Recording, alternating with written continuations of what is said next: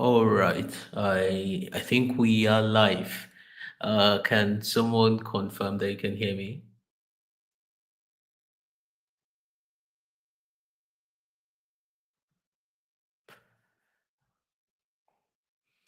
Can someone confirm that you can hear me?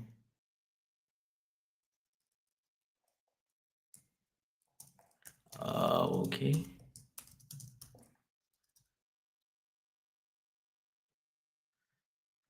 All right. Still not getting confirmations, but because of time, I'll assume that's okay. We're live and you can hear me, and so we can proceed.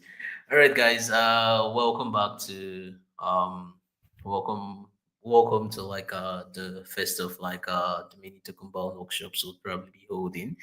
And in this particular, okay, I'll start with a brief introduction. Hello, my name is Darlington. And in this particular workshop, right, we are going to be going over how you can actually integrate the compound account contracts into your Cairo smart contracts, how to probably use the existing accounts class hash, which is basically the recommended implementation, of course, and how you can actually go ahead to build your own custom account, which is super important for flexibility. All right, so to get started, I think it makes more sense to give a bit of background into what the compound accounts are. And yeah, so the Tokenbound account originally originated on Ethereum, right, with the proposal of ER6551 by the Future Primitive team. And the whole idea of Tokenbound account is essentially um to transform NFTs into wallets, right? So just far we know that and NFTs have been on chain JPEG since their inception in 2017, right? So they've mostly been on chain JPEGs, and the goal of the compound accounts, right, is to see how we can actually attach an account, right, to an NFT. So an NFT has the capabilities of a normal smart account can do everything your normal smart account can do, right? And and yeah, so whilst AR655 was making a lot of waves within the EVM ecosystem, right? So it's difficult to port to Starknet due to its non-EVM compatibility. Due to it, yeah. So we took it upon ourselves at Horus Labs to work on a Starknet equivalent version for IR 6551. So the proposal is called SNP 14, and you can actually check it out on the SNP GitHub. There's also an ongoing discussion you could check out in the Starknet community forum. All right, so probably to get started, right? First thing I wanted to point out, right, is you don't exactly need to be like a developer to actually start experimenting with Tokenbound accounts. So we built the Tokenbound Explorer as a means to for people to actually deploy Tokenbound accounts on the go. So let's say you have an NFT, a cool NFT or whatever it is, right? And you're trying to deploy an account for it. You can actually come to the Explorer, connect your wallet, and go ahead to deploy your Tokenbound account. But because of time, I'm probably not going to go over that since that's not the main focus of this particular workshop. All right, so we are just going to head into our code explorer and probably start writing code. I already built a boilerplate to help with anybody who's trying to follow along with the workshop. Let me see. Okay, sorry, share the stuff. All right, so I already built this boilerplate to Tokenbound V3. Well, you find it in the Tokenbound V3 workshop repository, the Horus Labs. Just go there, clone the repo, get it in locally, and you'll be able to follow up with the whole stuff that would be going on during this workshop. All right, so I'm going to just go ahead to share my. I'm going to go ahead to share my VS Code.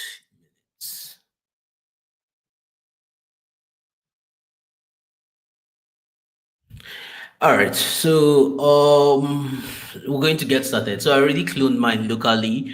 You can actually go ahead to do that. So just to ensure that this workshop is as brief as possible, right? I already did some pre installation to wrote some boilerplate code, so we can actually do not waste time doing things that are relevant and we go straight to the point. Now, if you go to the scarp.ml file, you will see like we added a dependency here, the tokenbound account dependency. Now, on this, the tokenbound account, the tokenbound account contract has like been added to like the scarp registry, so you can simply like download. So let's say we didn't have this boilerplate code and you wanted to like, let's say, add the tokenbound account to your project locally, you could just simply do you could do scarp add, then specify like the package name, which is tokenbound accounts, and the package version, which is like 0.3.0. But we already have that installed, so we're not going to do this, right? So yeah.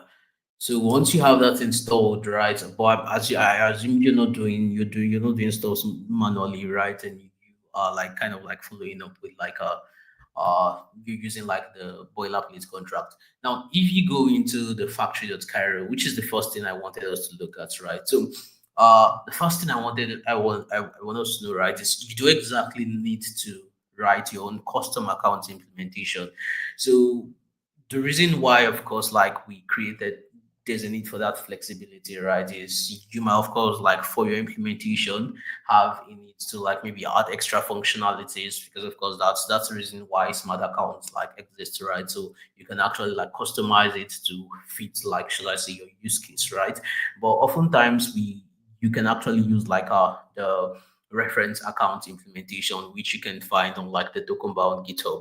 So if we head back to like the Tokenbound GitHub, sorry, this is very difficult to manage.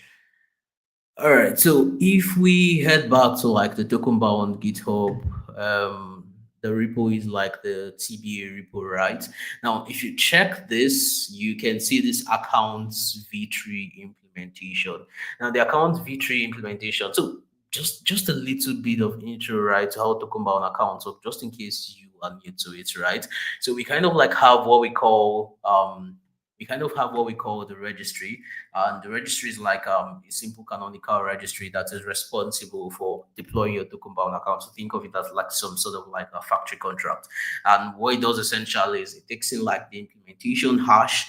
Now the implementation hash is essentially like the class hash of like the account code you want to actually use. So let's say in this case, you're writing your custom account implementation. When you're done, you're not exactly going to be deploying the account directly. But what you need to do, right, is to declare that custom account in order to get the account class hash, which we also call like the implementation hash. Now that implementation hash is what you now take to like the registry contract. You pass it into the registry contract in association with like the details of like the NFT you want to deploy, and those you can actually, and then you actually can create like a your account implementation.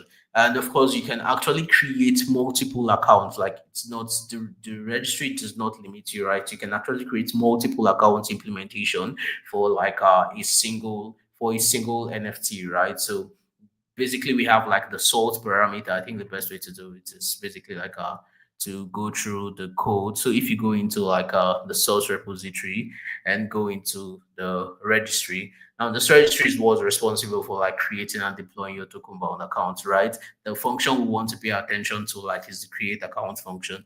Now the create account function takes in first of all the implementation hash or the class hash, which is essentially the hash of like your account implementation, either your custom account implementation or the reference V3 account implementation.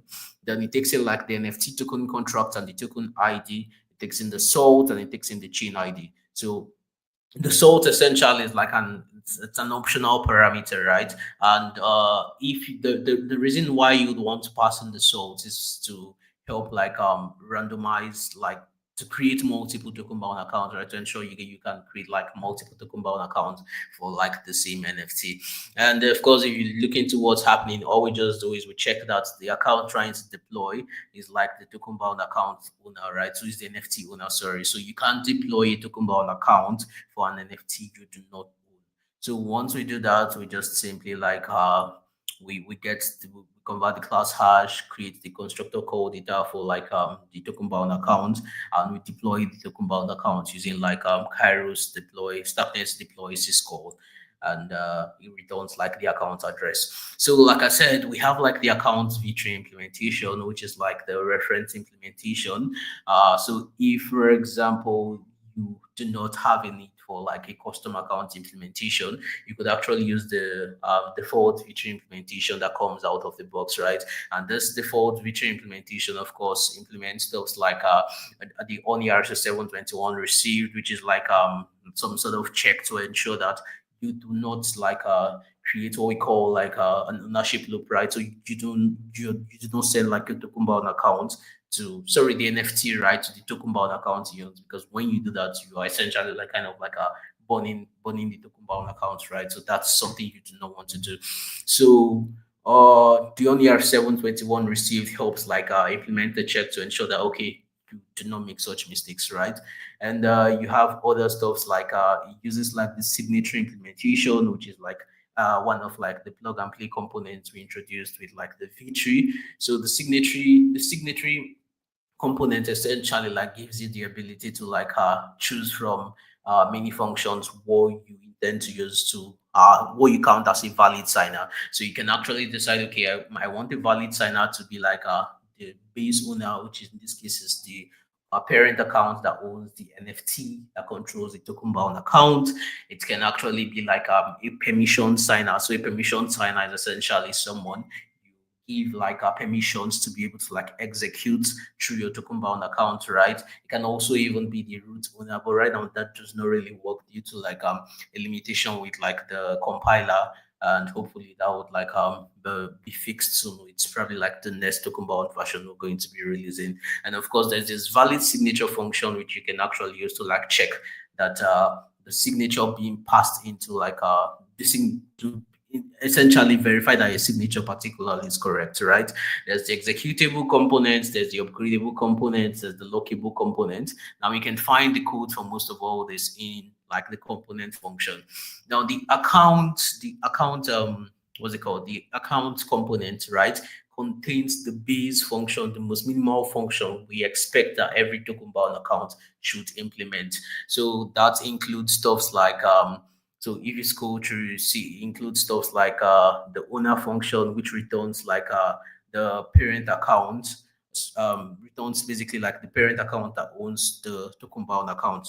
Basically, the parent account that owns the NFT that controls the token bound account.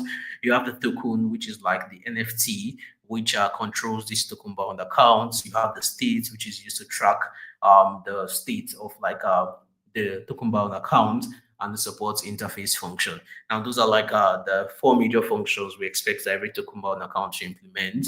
Then you also have like some internal functions which are used by other components, right? Then we have the next component we have is like the lockable component. Now, the lockable component, essentially what it does, right, is it gives you think of it as like a boilerplate code, right, for locking token bound account. And locking token bound account is like super necessary, right, to prevent stuff like marketplace fraud. So when a token bound account is locked, right, you want to like probably want to implement and execute, right, so that once a token bound account is locked, you really cannot execute like functions through like a token bound account. So you can actually the lock component create contains boilerplate codes that can actually help you like enforce stuff like that. Then we have like the permissionable component, which is another very important like component which a few persons asked for. And the whole idea of like the permissionable component, right, is it gives you the ability to like authorize other accounts to be able to like execute functions and stuff through your token bound account. So when you set permission to like a user, you can of course do that for like multiple users, right? You can say, okay, I want it to be able to like carry out certain functionalities in my token bound account. And of course, like the it's up to we created this in such a way that it's up to like the developer or the person who's like building like the probably the custom token bound account implementation to decide what a permissioned user should be able to do. So when you use like the when you use the signatory components, right? I'm probably going to explain that later, but combining the signatory components with the permissionable components should help you like decide what you expect or what you want like a permissioned user to do. And of course, there's the has permission which you can use to like check if like a particular account like a particular account is like a permissioned account. And of course, there's the signatory component, which is like one of the very important components. And as you can see, it implements like two major types of signer validation. So the first is what we call the base signer validation. And what the base signer validation does essentially, right, is, oh, now I just realized I didn't really zoom in my screen. So I don't know if we see if this is visible enough. Okay. All right. Let me just try to zoom this in. All right. So the base signer validation, which is like which essentially validates that the person who's like who a valid signer who's but this essentially says that a valid signer is like only like the owner of the accounts. That's the primary owner, the primary account that owns the token bound account. So that's what counts as a valid signer in the base signer validation. Now, in the permission signer validation, we're saying that both the base owner and any permissioned account counts as like a valid signer. All right. Then finally, we have this valid signature, which is just its simple function to actually like validate signatures from like a token bound account. Then finally, I think the last component is the upgradable component. Now, the upgradable component is useful like for upgradable token bound accounts. So if you want your token bound accounts to like be upgradable, right, you can actually use like the upgrade this upgrade function to this upgrade component to actually do that. All right. Now, if you go into the account V3, right, you'll see that the account V3 is essentially a combination of this multiple components I mentioned. So apart from like this on your 721 function and the context function, of course, which returns like the details or the context details of a token bound account, such as what registry it was deployed from, what implementation hash was used, what sold and stuff like that, right? So apart from that, you have this other implementations, right, of the different components. So you have the signatory implementation, you have the executable implementation, which is like very important. You have the upgradable implementation and the lockable implementation and the permissionable implementation. You can actually go through this later, but because of time, we are going to head back into our code editor and look at how or what approach we can take if we want to build our own custom token bound account. All right, so I'm going to share another screen. Sorry, I'm just not used to StreamYard. Okay. Yeah. All right, so back in our code editor. Now, I already said if you wanted to use like your Tokenbound account, right? Just basically like you just need to like download it from like the Scab registry. So once you include it from the Scab registry, you have access to like all the codes that are inside like the Tokenbound accounts contract implementation contract. All right. So now the first thing we're going to look at, right, is a use case where okay, I want you to token bound account within my contract, right? But I do not see a need for building a custom account implementation. I want to use like the reference the reference implementation, right? Because if you check the documentation and go to like the addresses section, you should see like a list of the addresses for like V2, V3, the implementations and stuff like that, right? So let's say, for example, I want to be able to use I want to use the existing reference implementation, not probably create my own custom account implementation per se. Now, to demonstrate that, I built this very little factory contract. And what this factory contract is it performs similar functions to the registry, right? So, but essentially, what it is, right, is it takes in like the implementation hash, the detail of like the registry implementation, plenty other things, right? And it deploys it to compound account. So this can be useful like for like different use cases in your tab. Now, the first thing is as you can see here, is we define this little interface, and of course, it has like just a single function called create account. Because of course, I just wanted to use it to like demonstrate something. Now, in here, we import Starknet contract address. Then you can see we from the token bound accounts. I don't know to call it library rights, which we download from like the SCAB registry. We get the registry dispatcher traits and the registry library dispatcher. I'm going to explain why we are using the library dispatcher instead of the contract dispatcher later. Then of course we import like the interface we specified earlier. All right, then as you can see, I'm using like the registry class hash from V3, and I'm using the implementation hash accounts, the accounts implementation hash also from V3. And I have this simple function called create account. And what this function does is exactly is it takes in the detail of like your NFT which you want to deploy a token-bound account for. In this case, the NFT contract address and the NFT token ID. It takes in the salt, it takes in the chain ID, and all it does, right, is it calls the registry dispatcher, passing in the registry class hash to like create account. All right, so now we are using the registry class hash. Sorry, we're using the library dispatcher, right? Because with the contract dispatcher, when you call with the contract dispatcher, I'm sure it's something like a lot of persons already know, right?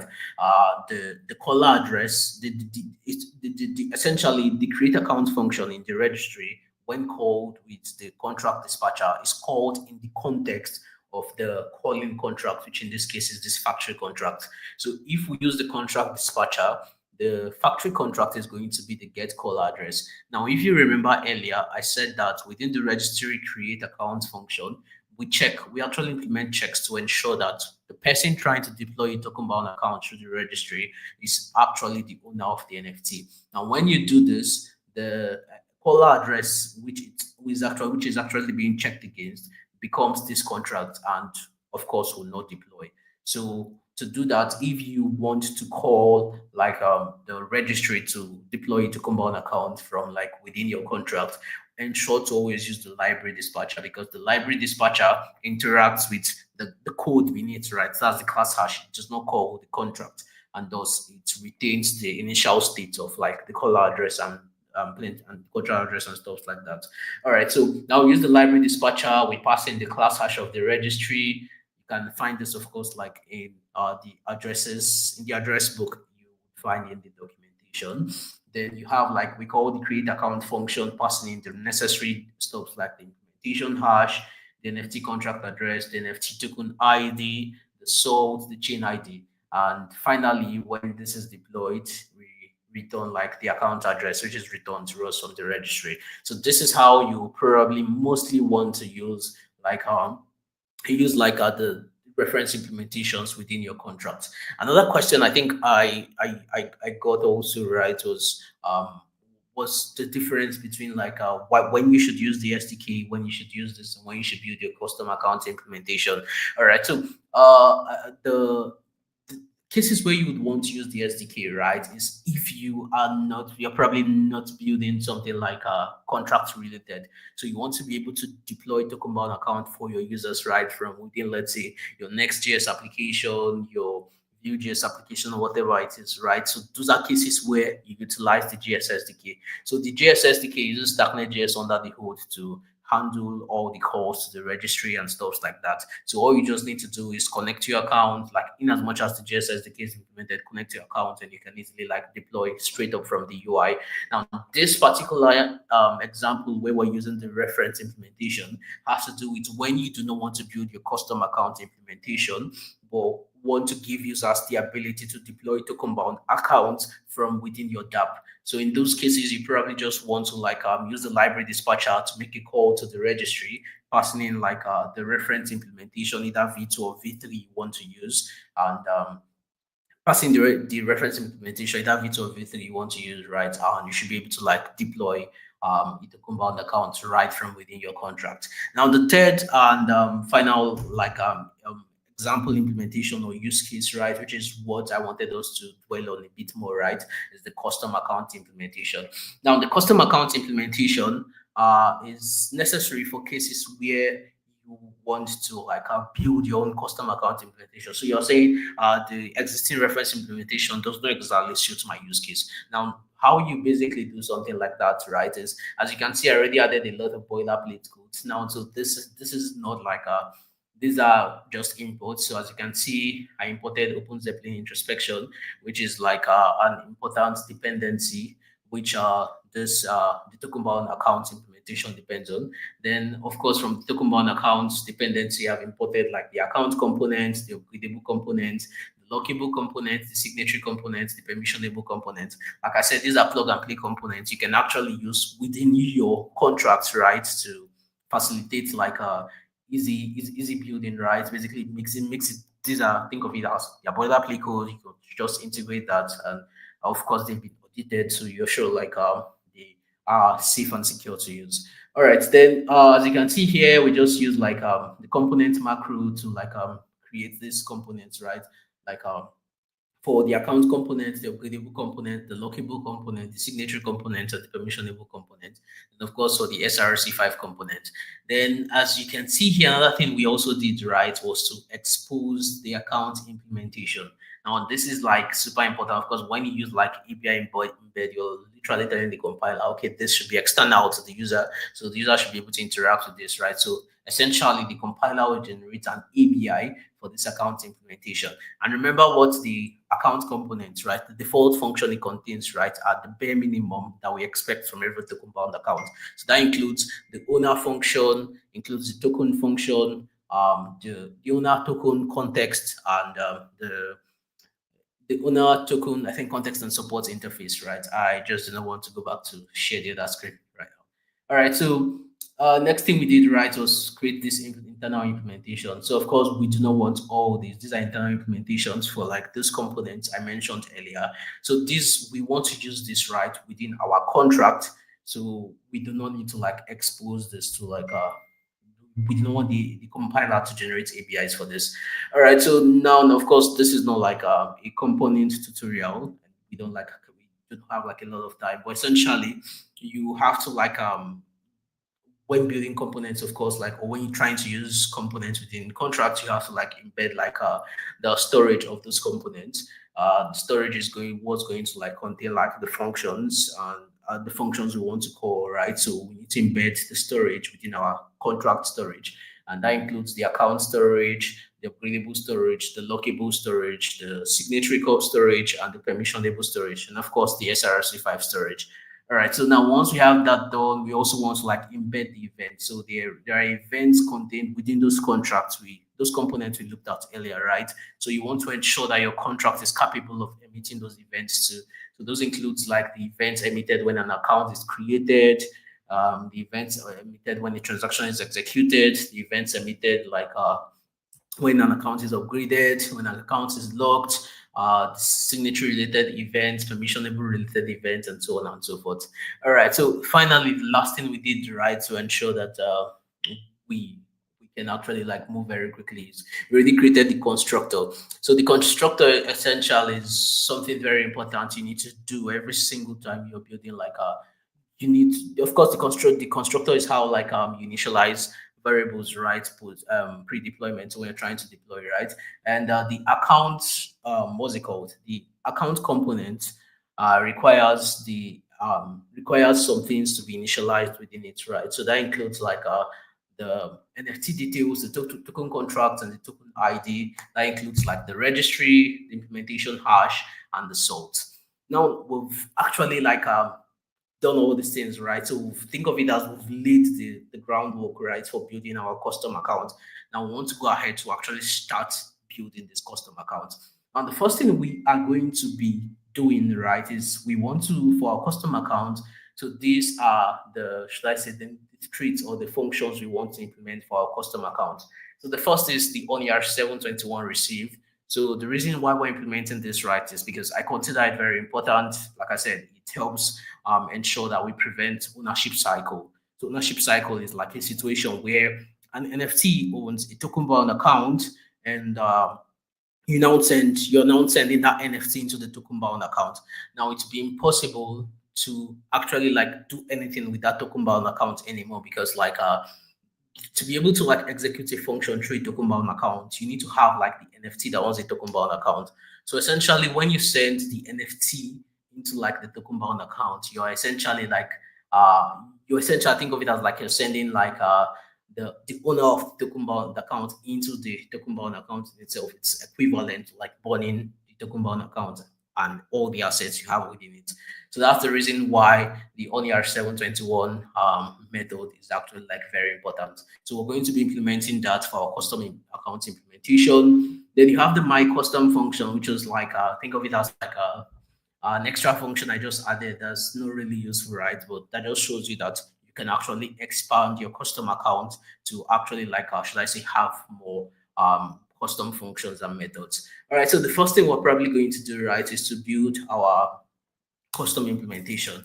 So I'm just going to, so of course, like we're going to tell the compiler, right, that we want you to generate an ABI for that, and we do that using like the ABI embed v0, and I'm going to call this custom account, right, implementation. I'm going to call this implementation custom account, and it's going to be an implementation of like the I custom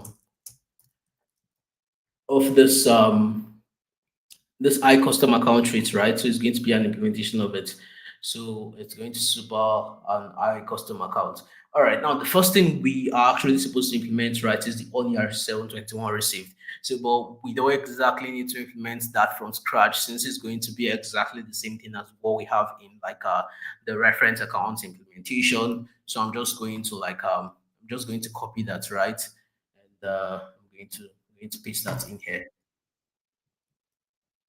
All right, so I'm just going to copy that and paste that in here. So that's essentially like the ONR 721 function. And essentially what that does is, so first of all, we get like the details of like the NFT token that owns this particular account, right? We do that by calling like the token method, which returns like the NFT that owns this particular token bound account. Then we get transaction info, which we're going to retrieve the chain ID from. Then what we're doing essentially is we want to confirm that that the get caller address, that's the contract which is calling this particular function, right? It's not equal to like the NFT token contract. The token ID is not equal to this token ID, and the chain ID is not equal to like our chain ID. So if if these three things are true, right? If they equate to true, then we know that okay, you're trying to send like a token bound account that owns this the NFT that owns this token bound account into like the into like the Tokenbound account. And so we're going to panic saying like the account owner, saying account ownership cycle. All right. Now once we have that right, we can go ahead to implement any custom account function, any method, anything at all we want to implement, right? We can go ahead to implement them here. So for us, say for example, that is like this my custom function. So it's just going to be like a very simple so my custom function, right? And it's just going to take the contract state and it's supposed to return a failed 252 and I'm just going to do like a 2 plus 2, right? It's really nothing. Of course, it has no particular use case, right? But just to like demonstrate that okay, this is possible, right? You can actually like add as much custom functionalities as you want to embed your token bound account. Now we've done this right, but there are also other things we can actually add from like the plug and play component. Of course, one of the very important things you want to like add into your token bound accounts, right, is your what's it called? The signatory component. Now, when we looked at the signatory components, right, we mentioned that it contains different implementations of like a signer validation. And this can actually help you decide, okay, what you want to count as a valid signer. So you can decide, okay, what I want to be a valid signer is just the owner of the NFT, right? And essentially that's the primary account. So if you say what I want is just the base signer, right? In that case, it's just going to be the owner account. Where you're saying I also want like the permissioned, should I say the permissioned signers, right, to also count as valid signers, then you're going to use like the other method. So let's just go back and take a look at the signatory component again to guide our implementation. So I'm just going to stop sharing this and I'm going to go back to share. All right. So that should be this. All right. So I'm going to go into like the signatory component. And in the signatory.cairo, like I said, we have like two optional implementations we can choose from. So one is like the base signer validation, and the other is the permission signer validation. So the normal account implementation we have currently, right, uses the permission signer validation. But for this, I'm going to say, okay, let's use like the base signer validation. So what we're going to do is we need to implement like so we just implemented for the custom account. We also need to add like other components, right? So I'm going to use the implementation box again. Sorry. And this time around, that is not the implementation I wanted to use. Yeah. So this time around, I want to like implement like the signatory function components, right? Let's call it signatory, and it's going to be of like the signatory interface. So if you noticed earlier, we imported. Oh, let me, I'm not sharing my code editor. All right, so I'll just go back to share that again. Um, okay, so I think I should be sharing my code editor right now. Uh, yeah, yeah. All right. So as you can see earlier, we imported like these interfaces: the upgradable interface, the executable interface, the lockable interface, the signatory interface, and so on and so forth.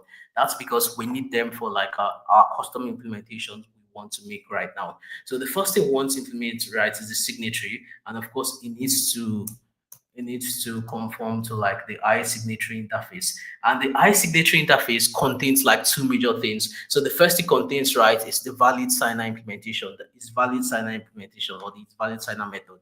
And what that does basically, like I said, is it determines who a valid signer should be, right? The second thing is like the is valid signature, and what that does also is determining what like a valid signature should be for like a token bound account. So that's what the first thing we are going to be implementing, right? So I'm going to, right, so let me just confirm the size signature interface.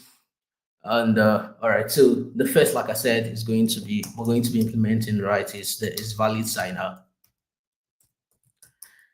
All right, so the is valid signer is going to be like it's going to be a read method. So we're going to use like a snapshot to the contract state. We're going to pass in, it's going to need to take in like the signer contract address, which is essentially like the signer we are trying to validate in this case. And it's going to return a bool value, which is basically telling us whether this is a valid signer or not.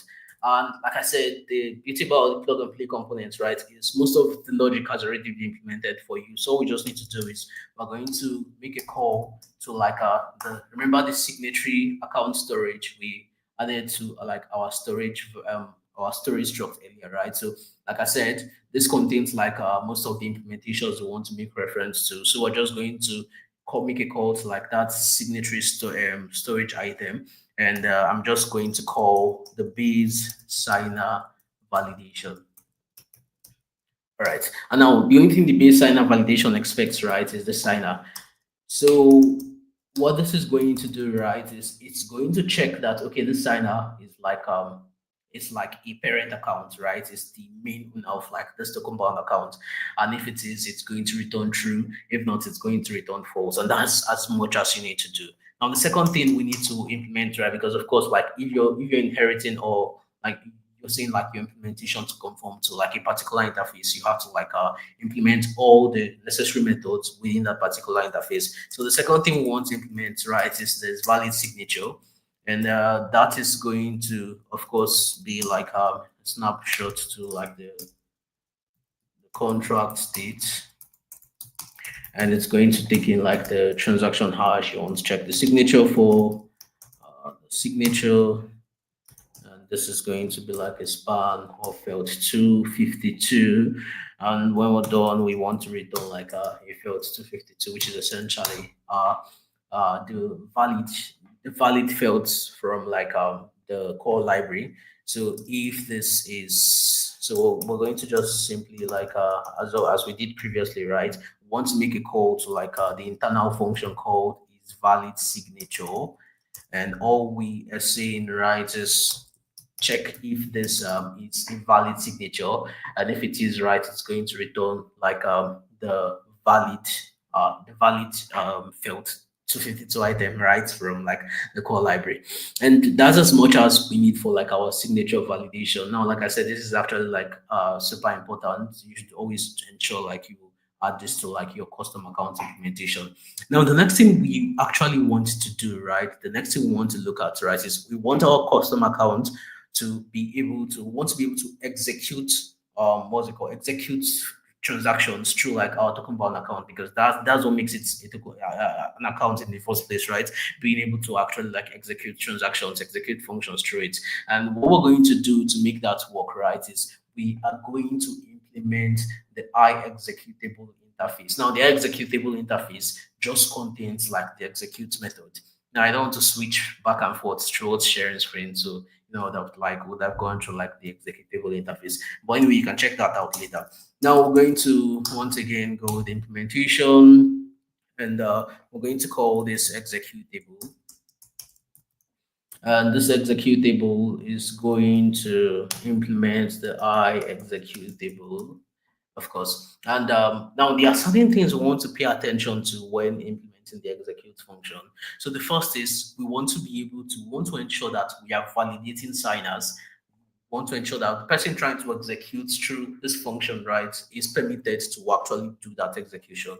So let's start with defining our execute method. And of course, it's going to take a reference to self, right? This is going to change the state of our contract. And it's going to take it's going to take our array of calls, right? Which is going to be an array of like the call type. All right. Now, when this is done executing, it's going to return an array of span of 252 values. Sorry. Okay. And what we want to do, the first thing we would want to do, right, is to validate the signer. So we want to ensure that the person trying to call the execute method is a valid signer, right? Is someone who should be able to do it. So what we're going to do is we want to first of all get like the caller address, the person trying to call this function. That's the first thing we're going to do. The second thing is we're going to now check. We want to check that this guy is a valid signer. And how are we going to do that, right? Remember, we already implemented this valid signer method. So we're just going to make a call to that using self, and we want to pass in our caller. So we're saying, check for me if this guy is a valid signer. And if this guy is not, we're just going to say, let's just throw an error and say invalid signer. All right, now with that, we've actually just validated our signer, right? Now the next thing we want to also do, right? For example, is if we implemented the lock should I say the lock implementation, right? We wanted like the document account to be able to like actually lock up, right? We want to implement a check to ensure that the account is not locked. But since we're yet to implement like the lock implementation, let's skip that for now. We can come back later when we implement like the lock implementation. All right. So once we actually do this, right, to validate the signer, we know that the signer is actually a valid signer. The next thing we actually want to do, right, is we're going to now call the execute function. Now, the execute function is an internal function within like the account component. So if you notice, the execute function does not have its own different components, right? But it's actually part of the account implementation. But the reason why we didn't expose it, right, why we didn't make it an external function, right, was we wanted to give you the ability to actually like customize what your execute function should look like. So if, for example, you wanted to be able to do more custom things, right, using the execute, you can actually do that using your own execute function, which you specify in your custom account implementation. And when you're done, you can actually call the execute internal function within like the account component. And what that does is it does the barest minimum, right, which is actually like executing like your your calls right through the token bound account and returning an array of like the results. So we're just going to call like this. Now we don't want to do any custom thing in our execute, right? I think the only thing we wanted to do was just validate that this guy is a valid signer. So once we've done that, the last thing we want to just do is do this right and execute the calls. So we're not closing with like a semicolon right here because we want to return the result automatically. And that's as much as you need to do for like your executable implementation. That's all it actually requires, just the execute method. See, is there any questions? All right, no questions. All right, so the last thing, there are quite a lot we can actually do, right? Because as you can see here, we have the lockable component, we have the permissionable component, we have the upgradable component. But I think we have barely less than 3 minutes, so I'll probably not implement all the existing components, right? So I'm just going to, okay, let's do the lockable component. But the rest are actually very much straightforward. So, but let's do the lockable component before we go. All right. So for the lockable implementation, once again, like I said, we already have like an interface for you. We have a plug and play component. All you just need to do is make sure like you subscribe to the interface. Of course, if you don't want to subscribe to it, you can actually create your own interface, right? And you should still be able to like use the implementations we have within the lockable component. All right, so now I want to implement my lockable component, right? So I'm just going to call this lockable, the lockable implementation, and it's going to like subscribe to the iLockable interface. Now the iLockable interface has like two major functions. So the first is the lock function, which is responsible for locking your Tokenbound account, and this lock function, which is responsible for checking if like a Tokenbound account is locked. So those are the two functions we actually want to implement. So the first we're going to, like I said, we're going to implement, right, is the log function. So we're going to use a reference to state itself, and the other thing we want to pass in, right, is the time until when we want to lock this function. So we call it the lock until. So essentially the time when you want to lock your account till. So once that time reaches, automatically it becomes unlocked. So I'm going to just do that. Now the lock function does not return anything per se. So the first thing as always we want to do, right, is we want to validate that the person calling the lock function is a valid signer.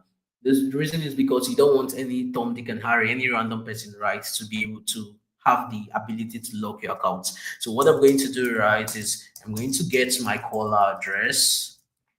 I'm going to get the caller address, the person calling the log function. And once again, just like I did earlier, I want to make a call to his valid signer, and I'm going to pass the caller.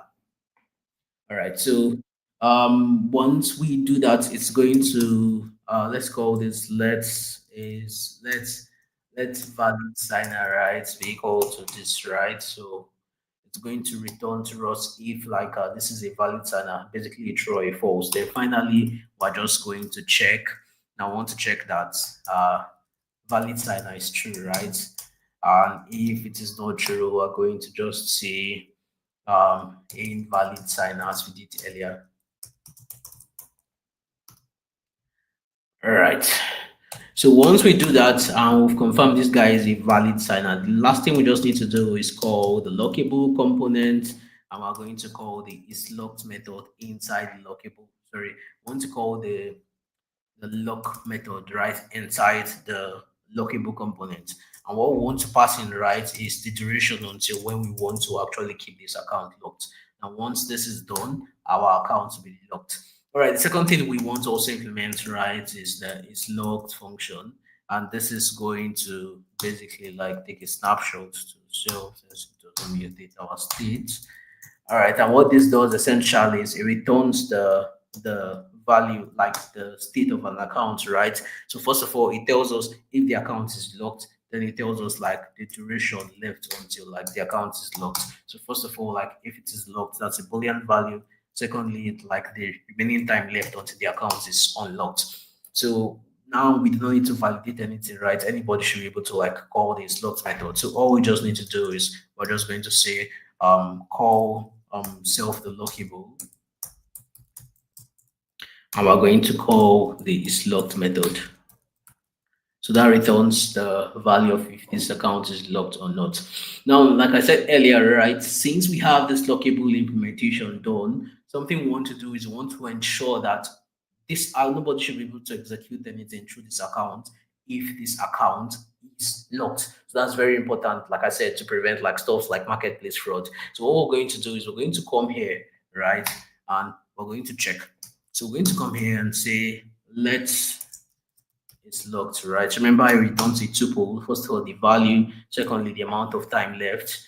And what we just want to do is we want to call lockable, the lockable components, and call the is locked value. So we want to check if this guy here is locked. And of course, we can just use a simple assert statement to say if this, right, if it's locked is not okay. So what we want to do here, right, is we want to ensure that this account is locked, right? So if the account is locked, we don't want to be able to like actually execute through it. So what we want to do is check that this is not locked. So if it's not locked, we can proceed. But if it is locked, we're going to just simply throw an error that says account is locked. All right. So that's just how you can actually use like the plug and play components. Like I said, you can do a whole lot more with your custom account implementation. You can write more implementations. You can expand like this custom account implementation we wrote here, add more functions. You can actually use like other plug and play components such as the permissionable component.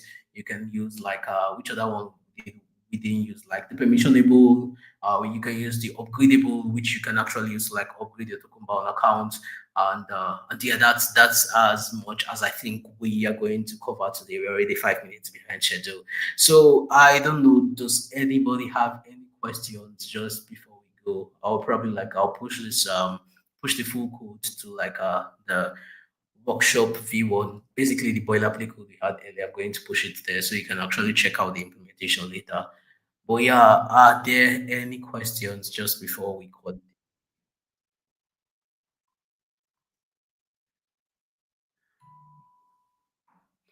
Any questions? All right, so checking the chat right now, and there are no questions.